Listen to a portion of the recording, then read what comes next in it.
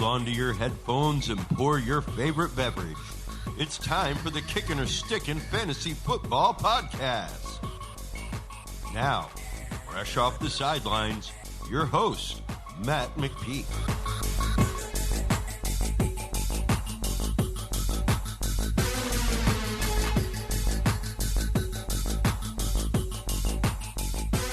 Fantasy freaks and geeks, what is up?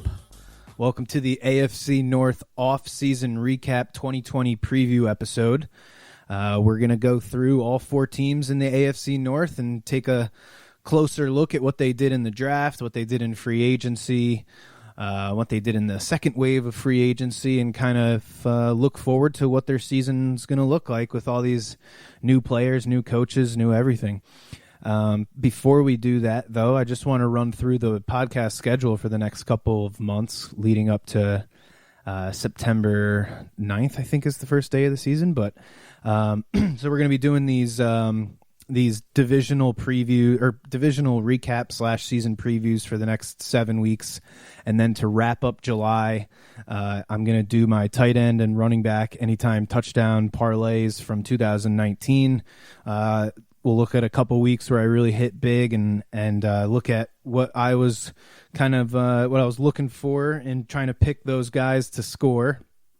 Did pretty well for myself during the season on those touchdown scorer parlays. It was a lot of fun. And then the first episode of August, we'll do some draft strategies. So we'll look at zero RB, waiting on quarterback, going quarterback early, late round strategies, all kinds of different draft approaches. Excuse me. And then the rest of August, we'll do the quarterback episode. We'll do a tight end draft prep episode, wide receivers, and then running backs. And that'll bring us right up until September 9th, which will be the week 1 preview. So that's the schedule. I've been kind of neglecting that. All these off-season topics, it's kind of just been going week by week, but that's what we're looking at for the rest of the year. So speaking of these AFC North teams, we're going to look at the Bengals first. They finished 2-14 in 2019. They were 30th in points per game, 25th in points allowed per game. They were 25th in rushing yards per game. They gave up the 18th most rushing yards per game. They were 31st in total touchdowns, minus 14 turnover margin, which is not very good. So, it's a reason why they were first in the draft, because they played so bad throughout the year. Like usual, the Bengals were quiet in free agency. They only signed 5 free agents, all on defense this year. They added to the secondary with corners Mackenzie Alexander and Trey Waynes. They brought in another safety in Von Bell, so he'll join up with Sean Williams and Jesse Bates, making them one of the better, if not the best, group of safeties in the league. They also signed a defensive tackle, DJ Reader, to help bolster the defensive line. Looking at their schedule, actually, real quick, probably the most important stretch for them in their schedule is weeks 5 through 8. They go to the Ravens in week 5. They're at the Colts in week 6, and then they host the Browns in week 7 and the Titans in week 8. That's a pretty rough patch. We're not sure what the Browns are going to look like this year, but anytime you're in a division game, it's a tough game, and I think the Colts are going to be one of the better teams this year too. Back to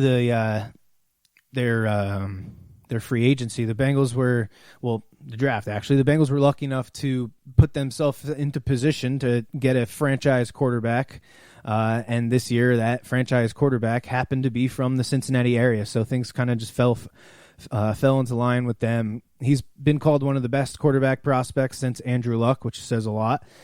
He had the best season any college quarterback has ever had in 2019.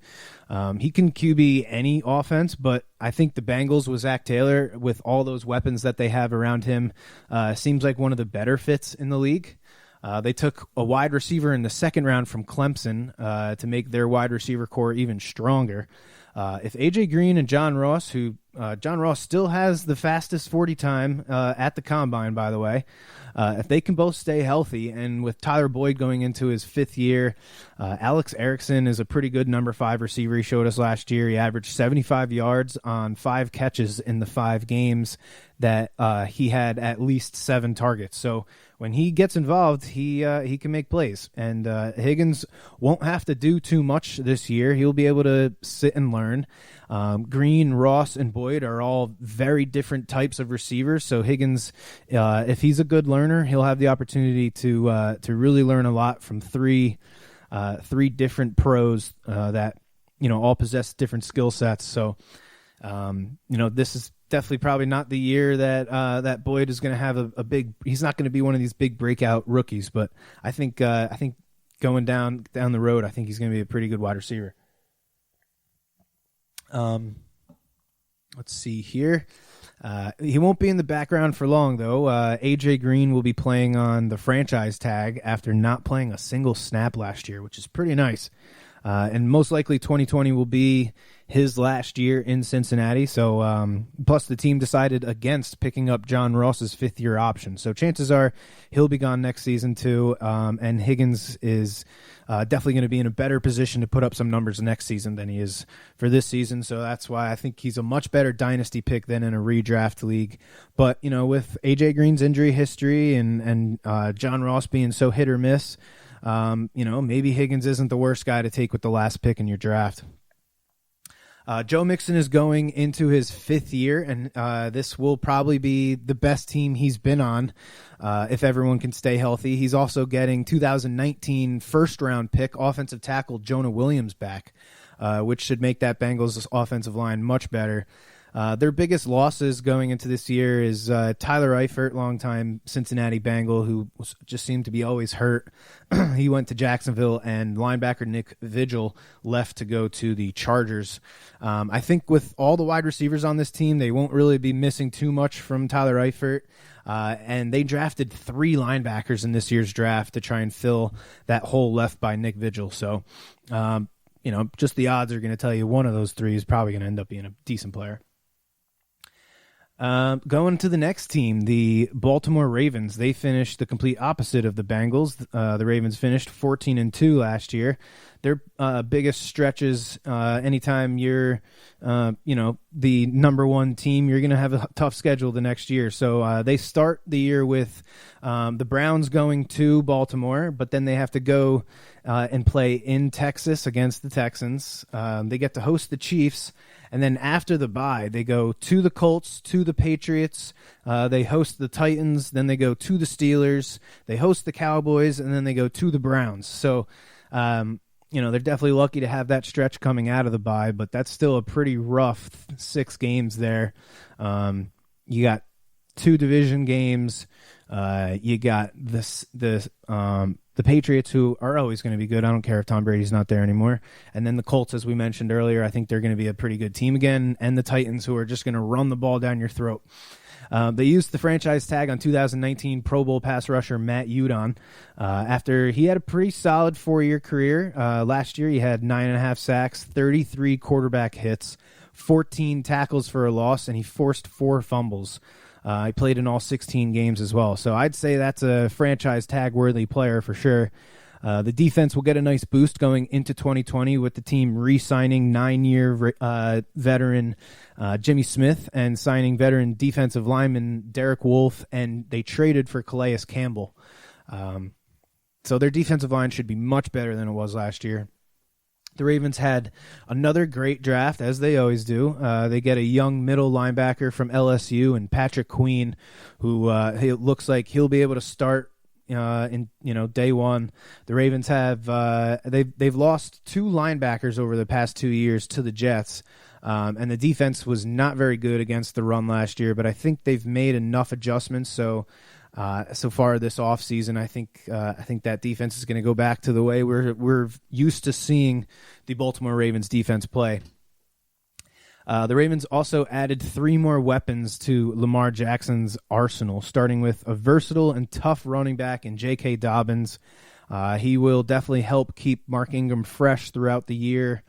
And Dobbins should also help expand the running back's role in the passing game. The Ravens drafted Justice Hill in the 4th round 2 years ago. He will get some carries too, but Dobbins definitely makes this Ravens backfield even more dynamic and explosive than they already were, which is incredible to say considering Lamar Jackson is also in that backfield. I can't wait to see what this team does. I'm so excited about the Ravens this year. Where are we? So they also drafted 2 more speedsters. They got Devin Duvernay and James Prochet. They each had over 100 catches in their senior year of college, 2 of only 4 players to do that. So they got 2 guys that have proven they can handle the workload. When you add in Hollywood Brown from last year's draft, they now have 3 pretty good young wide receivers to grow with Lamar Jackson and to grow in that system that they're running in Baltimore, which you got to assume they're going to make some adjustments to. But I can't wait to see what changes that they do make with Lamar Jackson this season, and how they end up using all 3 of these wide receivers. And last year they used all 3 of their tight ends. I know they traded away Hunter Hurst, so he won't be on the team anymore, but they still got Mark Andrews. They still got Nick Boyle. I think they're still going to be plenty versatile in the tight end group. They scored the most points in the league last year with just under 32 points a game. With how good the NFL defensive coordinators are, you got to figure teams will figure out ways to at least slow down the Ravens, but I really don't think you can just stop the Ravens. You know, like if you have an extremely complicated passing game, you can beat that if with a good pass rush, with good coverage. I just don't see how you can scheme to beat the Ravens. Like Lamar Jackson is just a better athlete than everybody else. Their offensive line is just flat out better than almost every other defensive line. They're just better. They're more talented. I don't know how you can scheme around that, but we'll have to wait and see. They didn't win all those games last year just because the scheme was overly complicated. They won because they had an offensive line that dominated guys. So I am very much excited. It's kind of awesome to see what a team can do when a head coach actually believes in a quarterback that, maybe coming out of college he wasn't the highest hyped passer of the ball, but hot damn, Lamar Jackson is a hell of a football player. And that's what the head coach there in Baltimore sees in him. He doesn't just see a guy who's going to sit in the pocket and throw the ball. He sees a straight up football player. To me, the biggest problem for the Ravens was their defense, and especially their run defense last year. So if they can kind of make some adjustments and play better, if they can grow the passing game a little bit, I think the Ravens will again be at the top of the league in points. And Mr. Mahomes over there in Kansas City may not like that, but that's going to be one of the more fun parts of the season, seeing which one of these offenses is able to replicate what they did last year. The Ravens were number 1 in points per game. They were number 3 in points allowed per game, which is kind of funny considering how bad that defense was at times. Obviously, they were number 1 in rushing yards per game. They were number 1 in touchdowns. They finished plus 10 in the turnover margin, which obviously helps. They were just awesome, man. They were a lot of fun. Moving on to the Pittsburgh Steelers. They finished last season 8-8, which is amazing considering Big Ben only played in 2 games.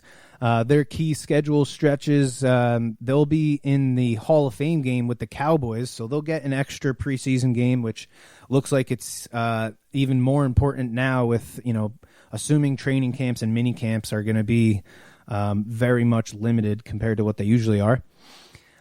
Week 3 through 7, I think, is going to be the tough time for the Steelers. They get the Texans go to Pittsburgh in week 3. Then they have to play at Tennessee. They're home against the Eagles, home against the Browns, and then they go and play at the Ravens. So that's a pretty tough stretch right there. The Ravens and the Browns, the two division games. You got the Texans, the Titans, and the Eagles. Three high-powered offenses, so it's gonna be tough for them in the middle of the season. Let's look at where the Steelers ranked. They were 27th in points per game, and they were number 5 in points allowed per game. So that's probably why they were able to finish 8-8. The defense was just amazing. They were 29th in rushing yards per game, 31st in passing yards per game. The offense was just not very good. Again, they were +8 in the turnover margin, which points to how good their defense played, but they just weren't able to really do anything on offense to win enough games. The Steelers decided to franchise tag one of their pass rushers, Bud Dupree. His numbers were very similar to Ravens pass rusher Matt Judon, who we were just talking about.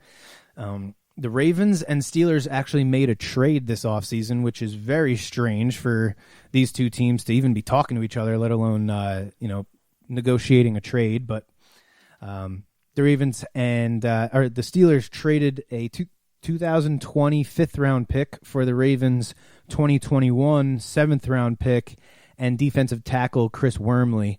They also brought in tight end Eric Ebron and the middle Watt brother, fullback Derek Watt. Ebron will be great with the Steelers, in my opinion. He won't help a lick in the running game, but he should see plenty of targets from Big Ben. Roethlisberger has always loved to throw to his tight ends, and I think Ebron is the best pass-catching tight end that the Steelers have had since, I guess, Heath Miller. He should be their top threat in the red zone and is one of many high upside tight ends this year in fantasy. If there's ever a year to wait on tight ends, it's this year. The Steelers also signed XFL standout wide receiver Saeed Blacknell from the Los Angeles Wildcats. He'll compete for a 5th or 6th wide receiver / special teams player. I think he also returned kicks in the XFL as well, so that's another thing that may separate him from some of the other wide receivers. But I'm hoping he makes the team because I was an XFL fan. I watched every one of the games before this damn virus screwed everything up. I think it's really cool to see some of these XFL players getting maybe their second opportunity or even their first opportunity in the NFL. We've seen quite a few of them get signed to NFL teams, starting with P.J. Walker going to the Carolina Panthers. But we will get into those signings as we get through the rest of these divisional breakdowns of each division over the next 7 weeks or so. The Steelers only had 6 picks in this year's draft after trading their number 1 pick from this year's draft to Miami for Micah Fitzpatrick.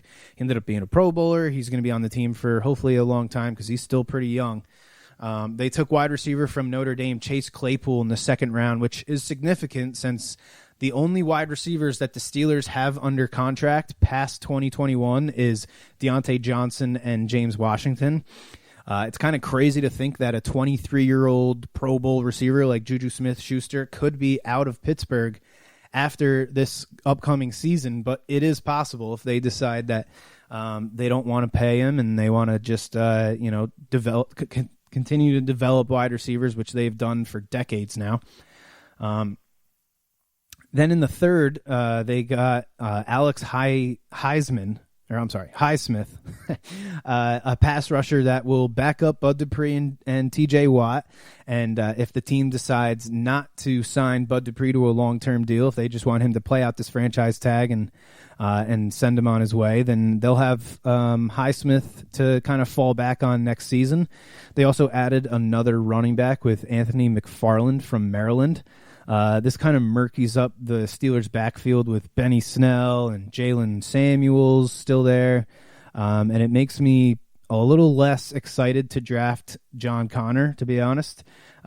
He's hasn't really shown an ability to stay healthy for a full season, and we saw Jalen Samuels get crazy targets in a couple games last year. Benny Snell came in and played great for the weeks that John Connor was out. So I think all 4 of these guys are going to get touches. I don't think you're going to see a workhorse running back in Pittsburgh. I think Jalen Samuels obviously will catch the most passes out of all of them, but between Connor, Snell, and the rookie, I have no idea who's going to get the majority of the carries. Probably Connor, but I don't know if he's going to get enough to make him one of those top running backs. So I'm going to avoid him in this year's draft. The success of the Pittsburgh Steelers in 2020 is completely tied to Big Ben's health. This team won 8 games with Mason Rudolph and freaking Duck Hodges at quarterback. If the defense plays as well as they did last year, and the Steelers should be just fine. They should be able to easily make the playoffs with Big Ben. Seems like they always do when he's able to stay healthy. So that's going to wrap it up for the Pittsburgh Steelers. Moving on now to the Cleveland Browns. They finished 6-10 last year. Their biggest schedule run, in my opinion, week 4 through 8. They go and they play at the Cowboys. They are at home against the Colts. They're at the Steelers in week 7, or I'm sorry, in week 6, and then they're at the Bengals, and then they host the Raiders. The Browns started this offseason by hiring Kevin Stefanski. He's the former offensive coordinator for the Vikings last year. With Stefanski calling plays, the Vikings had the 4th most rushing attempts, the 6th most rushing yards, and rushing touchdowns, while throwing the 9th fewest yards and the 3rd fewest attempts. And most importantly, the 5th fewest interceptions in the league. So they also ran the 3rd most plays out of the 12 personnel last year, which is 1 running back, 2 tight ends, which probably has something to do with the team's biggest free agent signing, tight end Austin Hooper from the Atlanta Falcons. They also signed quarterback Case Keenum, who Stefanski is very familiar with from his time as an assistant in Minnesota. The right tackle Jack Conklin was also signed from the Tennessee Titans.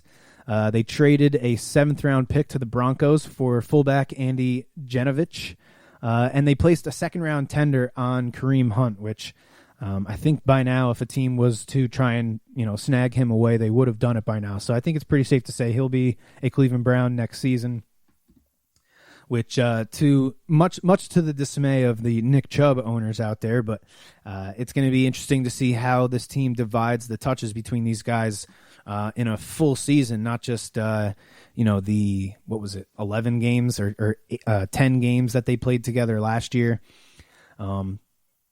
I don't know if Kareem Hunt is really in line to be I don't see them being a 50-50 split, but he definitely has the talent to do that. I think if something were to happen to Nick Chubb, Kareem Hunt is probably the most valuable running back in the league because he's just going to rack up touches. The Browns had an interesting draft. They got one of the top left tackles in the draft with the 10th pick in Jedrick Wells from Alabama. They added more to the offensive line later in the draft. In the 5th round, they took a center from Washington, Nick Harris. The Browns also added 2 more LSU Tigers to the team, but these guys are on the defensive side of the ball. Round 2, they went with a safety, Grant Delpit, and in the 3rd round, they took linebacker Jacob Phillips. In the 4th, they took a tight end to add even more depth to that position. Again, Stefanski loves those tight ends, loves those 12 personnel groupings. Then in the 6th round, they got what could be one of the biggest steals in the whole draft with Donovan Peoples-Jones. He probably won't get all that much work because I think the Browns will have the most concentrated offense in the league with Landry, Beckham, Chubb, Hunt, Njoku, and Hooper. Most likely to see, maybe 90% of the targets, if not more. But I think Peoples-Jones will be awesome when the Browns inevitably trade away Odell Beckham or he, has a mental breakdown and decides to quit or something. It seems like there's always something going on with this dude.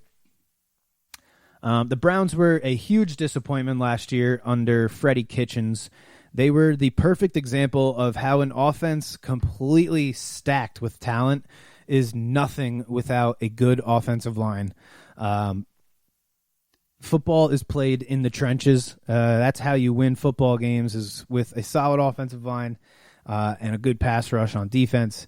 They've made a lot of moves in both free agency and in the offseason in the draft to bolster the offensive line, which should significantly help that offense from 22nd in total offense. The Browns had the 12th most rushing yards per game last year, which should also go up because of the upgrades that they had in the offensive line.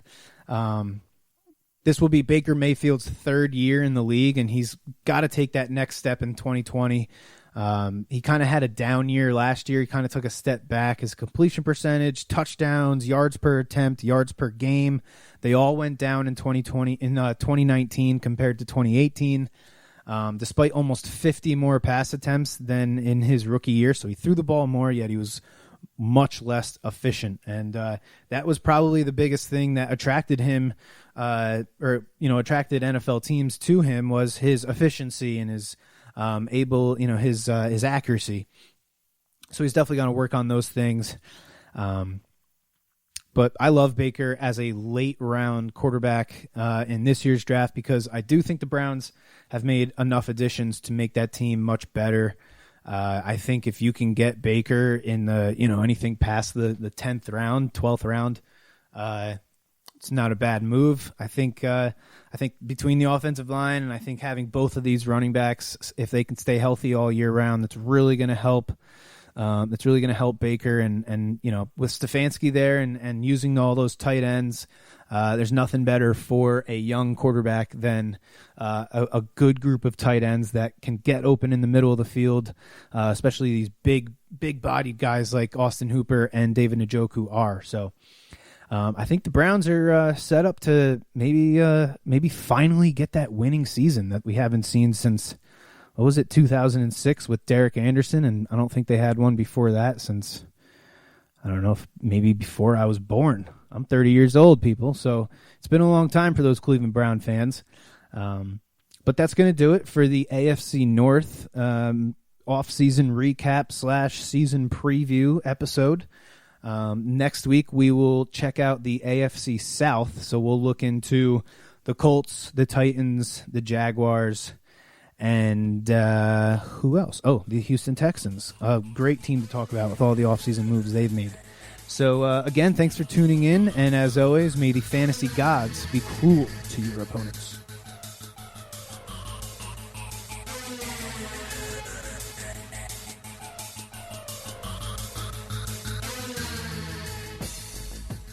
You have been listening to the Kickin' or Stickin' Fantasy Football Podcast.